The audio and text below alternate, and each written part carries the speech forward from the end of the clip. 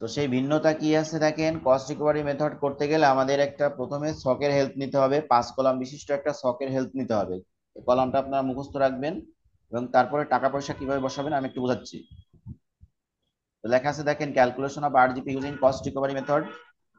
Cost recovery method অনুযায়ী আমাদের 5 column বিশিষ্ট ছকটা হচ্ছে এমন: year, cash collection, actual cost recovered, actual cost unrecovered, আর হচ্ছে আরজিপি।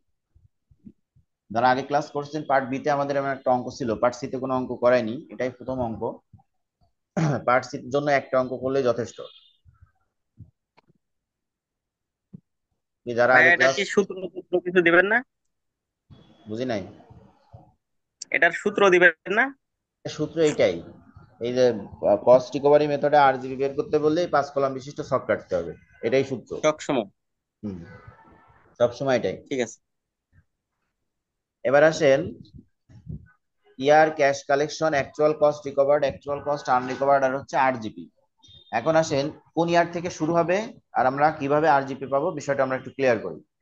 তো আমাদের দেখেন, প্রথম অবস্থায় আমরা 2020 সালে আমাদের পণ্য ক্রয় করা হয়েছে, মানে কস্টটা দেওয়া আছে কত সালের জন্য, এই যে কস্ট অফ ইনস্টলমেন্ট সেলস 3,70,000, এই কস্টটা দেওয়া হয়েছে কোন সাল থেকে, 2020 সালে না? হ্যাঁ। আচ্ছা, এখানে একটা কথা খেয়াল করবেন, আমাদের এই যে ঘরগুলো আছে, এই ঘরগুলোটার বিষয়টাকে আমি একটু ক্লিয়ার করি। যে আমাদের, আমি একটা খাতে বিনিয়োগ করব, সাপোজ আমি একটা জিনিস ক্রয় করছি, মনে করেন একটা মেশিন কিনেছি। তো মেশিন যখন ক্রয় করবো, ওই মেশিন থেকে যত সময় না কোনো কিছু ফিডব্যাক পাবো, ফিডব্যাক বলতে আমি কোনো আয় না ফেরত পাবো এখান থেকে, তত সময় আমার ওই মেশিনটা কেনার কস্টটা সবসময় আনরিকভার্ড থাকবে, মানে অপূরণীয়। আনরিকভার্ড মানে অপূরণীয়, পূরণ হয়নি। যত সময় কোনো কিছু আয়ের ফিডব্যাক না পাবো, তত সময় এটা আমার আনরিকভার্ড থাকবে। বুঝছেন? তাহলে সেক্ষেত্রে আমি দেখেন 2020 সালে যে বিক্রয় করছি, তা আমি যত সময় না টাকা পাই, আলোচনাটা এমন যে দেখেন 2020 সালে আমি কিনেছিলাম, ব্যয় ছিল 3,70,000। আমি এইখান থেকে 2020 সালে যখন কিছু ফিডব্যাক ফিরে, যখন ক্যাশ কালেকশন হবে তখনই কস্টটা রিকভার্ড হবে, কিছু অংশ রিকভার্ড মানে কি পুনরুদ্ধার হবে।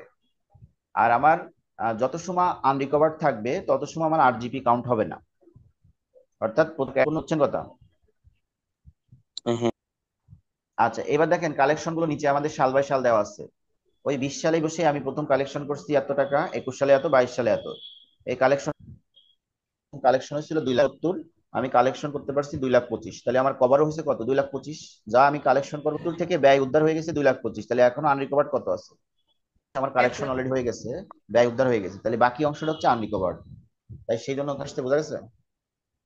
হুম। আর আমার যত সময় আনরিকভার্ড থাকবে তত সময় আমার 8 জিবি হবে না, কালেকশন করতে পারবো, সেইটা তখন আমার 8 জিবি হবে। বোঝা গেছে? হ্যাঁ ভাই। 21 সালে কালেকশন ওই পেজে দেওয়া আছে, দেখবেন 2,00,000 টাকা। আমার মূলত আনরিকভার্ড ছিল এক কত, লাখ পঁয়তাল্লিশ হাজার কালেকশন করছি 2,00,000, তাহলে যতটুকু 2,00,000 অ্যাকচুয়াল অতিরিক্ত না, তাহলে আনরিকভার্ডের করে কিছু, না। তাহলে আমি এরপর খেয়াল করেন। হ্যাঁ, বুঝতে পারছি। ওকে, এবার আসেন এপিআর জার্নাল এন্ট্রিজ ফর যে জাবেদাগুলো পেমেন্ট সেলস সব ইয়ারের জন্য জাবেদা চাইছে, জাবেদা চাইছে আলাদা আলাদা কথা, এইটার জন্য আলাদা কোনো নিয়ম নাই। তাহলে তাহলে যে নিয়ম শিখছি মনে রাখবেন, ইনস্টলমেন্ট সেলস এর জন্য, ইনস্টলমেন্ট সেলস এর এখানে আপনার কোন নাই, নাই নিয়ম। এখন আসেন সেই জাবেদাগুলো কি ছিল, হ্যাঁ। আমাদের যেহেতু সব বছর সালে আমরা বিক্রি করছিলাম ইনস্টলমেন্ট সেলস ক্রেডিট হচ্ছে instal 5,00,000, 5,00,000 credit, cost of sales ছিল নাম্বার 3 ক্রেডিট। এই যে ফর গ্রস প্রফিট নির্ণয় যাবে, that of instalment sales credit, instalment sales ছিল but gross profit on instalment sales. ঠিক আছে? এবার আসেন পঞ্চম জাবেদা, পঞ্চম জাবেদা ছিল জাবেদা। এখন পঞ্চম জাবেদাটা হবে কি হবে না সেটা ডিপিএস ছকটা বের করলাম। এই ছকের মধ্যে 2020 সালে কি আসলে আরজিপি বের হয়েছে? 20 সালে আরজিপির ঘর ফাঁকা না? হুম। হবে না। আর আরজিপি যখন রেকর্ড করতে পারবো না, জাবেদা হয়েছে, এটা নিয়ে কারো কোনো প্রশ্ন আছে একটু বলেন। না ভাইয়া। এখানে কি প্রতিটা বছরের জন্য আলাদা আলাদা যাবে দেওয়া লাগবে? সমান না, সবার ক্যাশ কালেকশন একই না, সবার তো আরজিপি একই না। ঠিক আছে।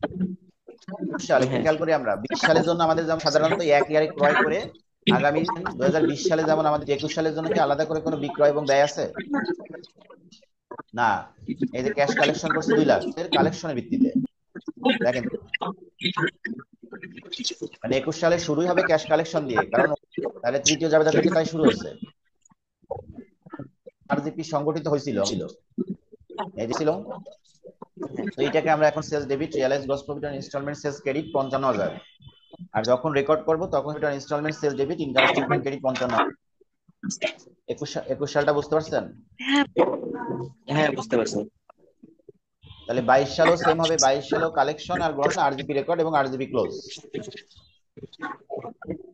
দেখেন তাহলে 8 জিবি বের হবে ওই সালের ভাইয়া বলছি যে কথা সালের সমস্যা আট হচ্ছে জিবি আপনার। বের হবে ওই সালের 8 জিবি দিব আর 8 জিবি ক্লোজের দিব, আর যে সালের 8 জিবি বের হবে না ওই সালের 8 জিবি জাবেদা দিব না। না না না, যেটা বের হবে সেটার জন্য আরজিপি আসবে, যেটা বের হবে না সেটা তো তুমি আরজিপি টাকা দেবা কিভাবে?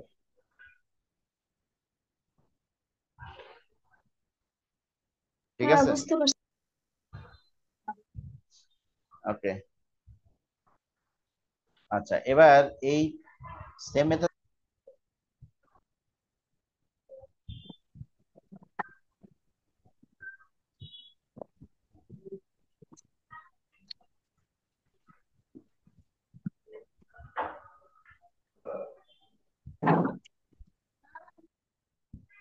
আচ্ছা দেখেন, এটা 1 বছর বোর্ডে আসছে। On January 1, 2011, Barclay Corporation টাকা 2 lakh. The notes will be collected as follows: 1 lakh টাকা in 2011, 60,000 2012, 40,000 in 2013। The property had cost Barclay টাকা 1 লাখ, চাইছিল হচ্ছে 1,50,000 যখন ক্রয় করেছিল 2009 সালে। Assuming Barclay use the cost recovery method, ধরে নেন Berkeley company cost recovery method ব্যবহার করে। তাহলে দেখেন আমার নিচে সলিউশন দেওয়া আছে আমাদের। দেখেন প্রথম অবস্থায় আমরা বলছিলাম 5 কলাম, এবং আমাদের ক্রয় মূল্যটা কোন তারিখে সেটা দেখতে হবে। তো আমাদের সেই ক্রয় মূল্য দেখছিল, দেখেন প্রপার্টি কস্ট ছিল 1.5 লাখ। তাই 2009 সাল দিয়ে দেখেন আমরা 1.5 লাখ টাকা দিচ্ছি, যে অ্যাকচুয়াল কস্ট আনরিকভার 1.5 লাখ, আরজিপি ফাঁকা। ভাই, এখানে তাহলে আমরা 2 লাখের আনরিকভার কাজ হলে নাই। তখন আরজিপি হয় না। 2 লাখের কাজ নাই তো, তুমি 2 লাখ বিক্রি করে কালেকশন কাজ তোমার তো বিক্রি। দেখো 11 সালে কালেকশন করছে 1 লাখ, তারপরে 12 সালে সেটা না থাকলে আরজিপি হয়েছে, আনরিকভার থাকলে আর সেটা আরজিপি হয় নাই। ঠিক আছে, হ্যাঁ।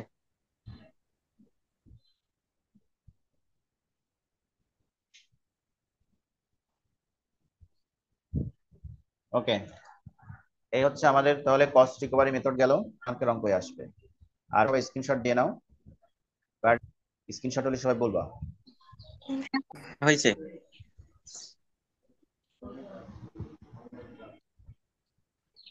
হয়েছে।